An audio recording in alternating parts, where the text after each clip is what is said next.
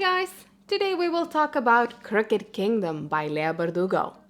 This fantasy adventure novel was released in 2016 and it's the second and final book in the Six of Crows duology.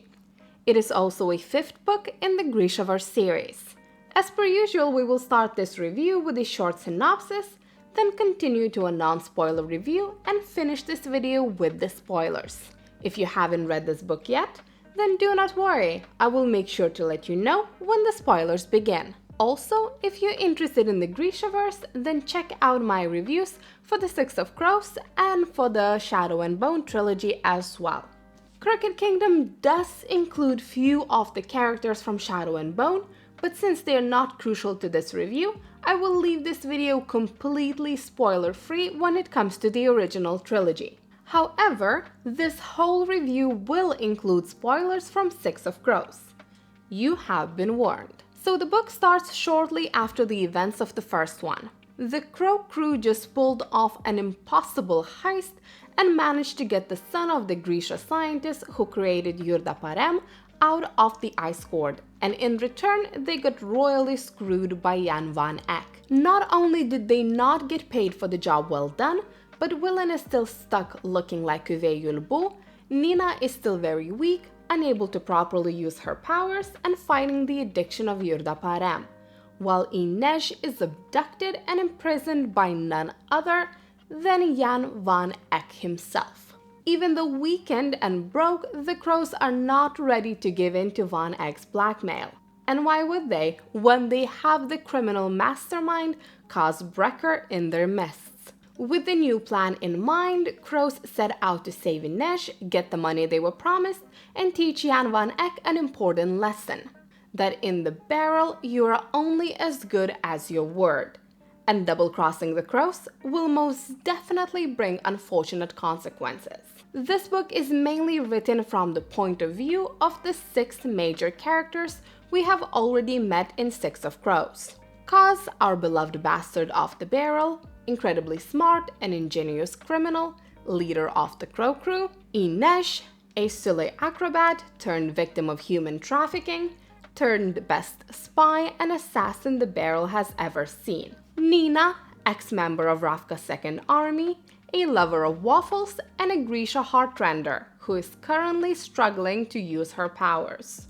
Matthias, a former Droskella from Fjarda, who due to a whole set of unexpected events ended up falling in love with the Grisha and working together with the people whom he used to despise. Jesper, a sharpshooter, an untrained Grisha fabricator, a member of Dregs, and most importantly, a kind-hearted and lovable man. And this time around, we get a POV of Willen as well, a runaway rich boy with a talent for destruction. Willen is son of Jan van Eyck, who joined the Crow crew just to be unofficially taken as a hostage by Kaz, until Kaz realized that while Willen is pretty useless as a hostage, he's pretty great as a member of the crew. Admittedly, this book has more supernatural elements than the first one did, yet it still doesn't dwell upon it as much as Shadow and Bone trilogy. Most of our characters are still human who interact with small science yet are not Grisha themselves, which I believe makes this book as well as the whole Six of Crows duology feel more down to earth than the rest of the Grishaverse books. First of all, I must say that I was lucky enough to get hooked on the Grishaverse when both of Six of Crows books have been already released. I honestly cannot imagine the all-consuming, excruciating wait I would have had to endure if I would have finished the first part of the duology and would not have the possibility to continue to read the story right away. I guess sometimes it is worth being late to the party. At the same time, I have to admit that I felt a little bit anxious about reading The Crooked Kingdom. The Six of Crows has been a masterpiece in my eyes, and I was worried about Leigh Bardugo running out of ideas on how to keep us entertained for another 600 pages. I was nervous that after reading this book, I will be disappointed and I will not be able to appreciate the duology as a whole. And oh boy, I was so glad to be wrong. if that's even possible, the Crooked Kingdom has even more twists and turns than the Six of Crows had. I actually felt adrenaline rush while reading this book. Leigh Bardugo doesn't linger on one event for too long. She plays perfectly with 6 characters, their individual personalities and their unique points of view, in order to give us an action-packed story.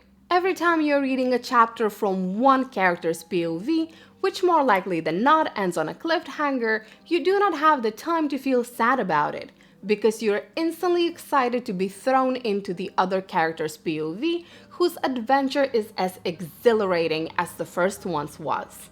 Besides giving me a possibility to enjoy some more quality time with my favorite characters, the author in this book also had a chance to explore more serious topics, such as addiction, whether it's gambling or substance abuse, the consequences of financial inequality, PTSD, and how it affects different people in different ways, and self-acceptance. And when I thought that I already know everything about the backstories of our main 6, Leigh Bardugo surprised me and took me on a journey, deeper into the personal lives of the characters before the events of the Ice Court, which allowed me to understand even better the motivations and driving force of the individuals in the crew. The book especially gave its fair share of time to the backstories of Willen and Jasper, the 2 characters who were to an extent less well explored in the first book of the duology. We get to know much more about their life before they became part of the Dregs, and we got to see them trying to tackle their current family-related issues. As for the ending of the book, I think that while some people might have hated it and some people might have loved it, all I can say that for me, besides the obvious heartbreak, the ending left me feeling a little bit uneasy.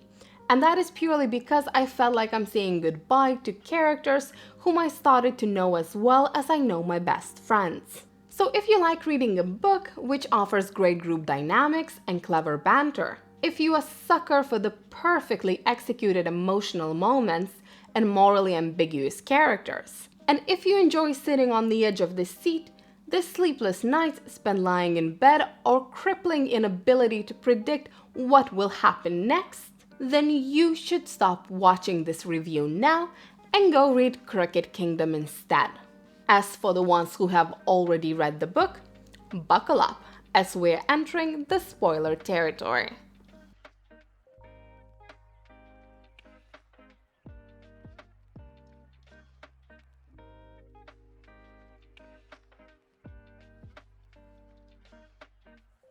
While there are so many reasons why this book is great, in my opinion, one thing that really separates this book from the other young adult novels is the wonderfully written characters of the Crow Crew. The Six of Crows duology gives us a series of characters who all have experienced significant hardships in their lives. And yet, with this book, Leigh Bardugo makes sure to drive home the point that it is okay to not be able to overcome your trauma. What matters is learning to live with it. By the end of the book, Willen still can't read, but for the first time in his life, he doesn't feel ashamed about it. With the help of Jasper, he understood that his severe dyslexia is just a small part of who he is, and that he's capable of excelling in other ways that do not require reading. And as for Jasper, even though he finally managed to deliberately use his Grisha powers and stand up to his father, he's still not ready to shout from the rooftops of Ketterdam that he is in fact a Grisha fabricator or join Nina in their fight against Fjarda. And Nina knows that she will be dealing with her addiction to Yurdaparem for the rest of her life. Lastly, we have Kaz and Inej, who despite not being able to have physical contact, managed to open up to each other emotionally. I kind of love the idea that the trauma these characters experienced were not just glossed over and magically cured just to give us a happy ending. Kaz and Inej are arguably the fan favorites of the Crow Crew, and it would have been so easy for Leigh Bardugo to just end the duology with them getting together.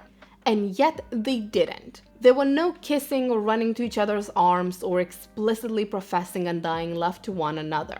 But when we know about the sexual, emotional, and physical abuse Inej has gone through during her time in Menagerie, as well as the haphophobia Cass suffers from, just the small act of them holding hands felt incredibly intimate and genuine.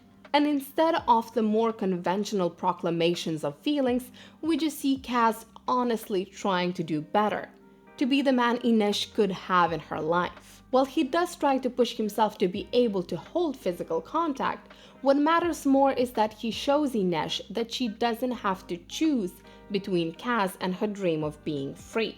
By giving her the ship and by finding her family, he basically tells her that she needs to go and do the things she has to do while he will be here in Ketterdam working on the things he needs to work on. And it's not only Cass that gets to improve. Overall, I would say that character development is at its best in this book. Nina is able to once more show off her more patriotic side. While she is part of the Crows and a close friend to Inej, she is also a Grisha, a soldier who in this book gets a chance to stand up for her own people. Besides that, she sets on a journey of self-discovery. When Yurda Parem effects take away her powers as the Heartrender, she needs to rethink everything she knew about herself as a Grisha and embrace her new identity as a corpse witch. Willan becomes bolder as well. He embraces his own potential as a member of Dregs. He starts standing up for himself, which provides us, the readers, some wonderful banter between him and Kazo Jasper. He embraces his feelings for Jasper, and after learning the truth about his mother, he embraces the hatred for his father. He grows out of this persona of a naive, rich merchant's son who just wasn't loved enough by his father, and he becomes his own man, who fights for what he believes in. And he doesn't lose any of his kindness in the process. Overall, I found it so relaxing to read about Willan and Jasper as a couple. They do not have nearly as much personal baggage as Kaz and Inej or Nina and Matthias do. The flirty innuendos, small touches, shy glances, all of that gave me such a wonderful vibe of falling in love for the first time. And I was so happy to see them happy. Probably the most incredible character arc was given to none other than Matthias. Well, in my personal opinion, he never did perfectly click with the rest of the Crows. As an individual, he has the biggest transformation. We first met Matthias in the Hellgate, as a disgraced yet still very stubborn Driscolla who wants nothing more than to find a way to punish Nina for what she did and get his original life in Fjarda back. Throughout the Six of Crows, he learns that life is not just black or white, that some rules are meant to be broken and his authority figures are not always right. He opens his eyes to different experiences and learns to trust his own mind and gut. During the Crooked Kingdom, he struggles with his feelings for Nina, not because she's Grisha, but because she is the type of a woman he was not familiar with back in Fjarda. Nina is self-sufficient, confident, loud, and passionate, things that all the way until now he did not associate with femininity. He struggles with his own understanding of what is appropriate and what is not. He's a passionate man as well, though his passions tends to intertwine with his sense of duty. He loves Nina, and therefore first and foremost he feels the necessity to protect her with his life. And lastly, the fact that he finally managed to embrace not only Nina, but the Grisha power as something not wicked and not even magical but holy speaks volumes about Matthias as a person. We all can fall into a trap of becoming bigots due to the environment we grew up in, and what we do to educate ourselves and break out of these toxic habits that matters. And Matthias is a perfect example of that. And therefore, the ending of his story just broke my heart. After so many ups and downs, I was starting to believe that crows are untouchable, immortal. And then we have Matthias die right after everything finally stood into its place. Him dying, shot by one of his own, pleading Nina to have mercy for his people, while Nina is not being able to save his life. Her knowing that if only she would have not taken Yurda Parem, she would still have her Corporalki powers and at least a fair shot in saving the man she loves. Now that is how you deliver emotional torture to your readers.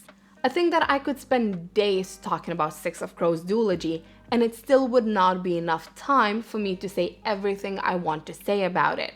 And therefore, now it's as good time as any to wrap up this review. In my mind, Six of Crows duology will stay as one of the best young adult novels that I have had a pleasure to read.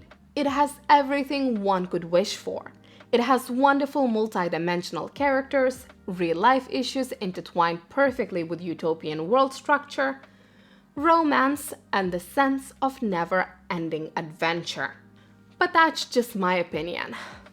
What about yours?